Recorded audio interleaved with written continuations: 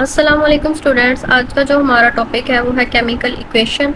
The representation of chemical reaction in terms of symbols formula and sign is called chemical equation. Chemical reaction जो होता है उसकी अगर हम रिप्रेजेंटेशन करें, उसको रिप्रेजेंट करें, उसको दिखाएं, कैसे दिखाएं, उसके सिंबल्स के थ्रू, उसके फार्मूला के थ्रू, उसके साइंस के थ्रू, तो उसको हम केमिकल इक्वेशन कहते हैं।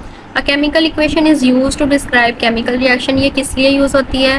ये केमिकल रिएक्शन को डिस्क्राइब करने के लिए यूज़ होती है।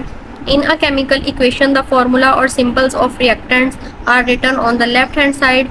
अगर हम कोई भी केमिकल इक्वेशन कर रहे हैं तो उसका फार्मूला और सिंबल जो है रिएक्टेंट्स के, ठीक है, वो लेफ्ट हैंड साइड पे राइट किए जाएंगे, और जो फॉर्मूला सिंबल प्रोडक्ट्स के हैं, जो प्रोडक्ट हमें हासिल हुआ है, तो वो हमें राइट हैंड साइड पे। यहाँ पे हमारे पास सल्फर और ऑक्सीजन जो है ये हमारे पास रिएक्टेंट्स हैं, ये आपस में रिएक्ट करेंगे, ठीक है, तो ये हमारे पास लेफ्ट हैंड साइड पे हमने लिखा है इनको।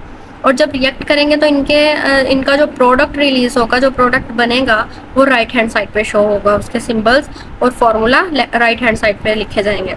The reactants and products are separated by an arrow. इन दोनों को कैसे सेपरेट किया जाता है? एक एरो के जरिए। तो हमें पता चल जाता है कि एरो के इस वाली साइड पे, लेफ्ट साइड पे जो है वो रिएक्टेंट्स हैं और राइट साइड पे प्रोडक्ट्स हैं, which is directed towards the products. और वो प्रोडक्ट्स की तरफ टुवर्ड्स होता है, यानी उसका फेस जो होता है वो प्रोडक्ट्स की तरफ है। For example the picture given below shows a reaction of sulphur with oxygen to form sulphur dioxide. तो हमारे पास सल्फर और ऑक्सीजन जो है ये रिएक्टेंट्स हैं, और ये क्या प्रोडक्ट फॉर्म कर रहे हैं?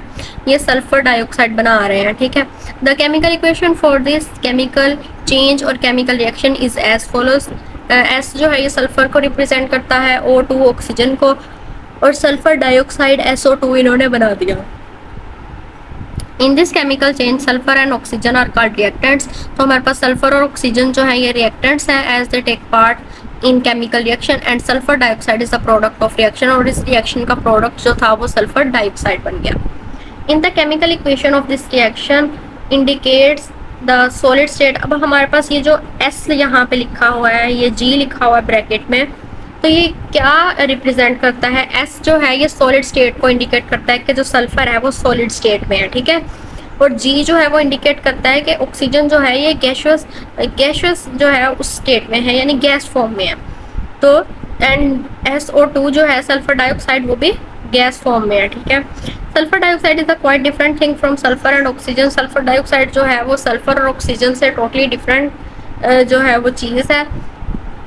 Similarly when zinc metal react with hydrochloric acid, अगर हमारे पास जिंक मेटल जो है वो हाइड्रोक्लोरिक एसिड यानी HCl के साथ रिएक्ट करेगा, zinc chloride is formed and hydrogen gas is given of. तो हमारे पास जिंक क्लोराइड बनेगा और साथ में हाइड्रोजन गैस जो है वो गिवन ऑफ हो जाएगी, निकल जाएगी। This chemical change can be represented by chemical equation. इसकी केमिकल इक्वेशन क्या होगी? जिंक का हमारे पास जो सिंबल है वो है Zn, ठीक है, जिंक।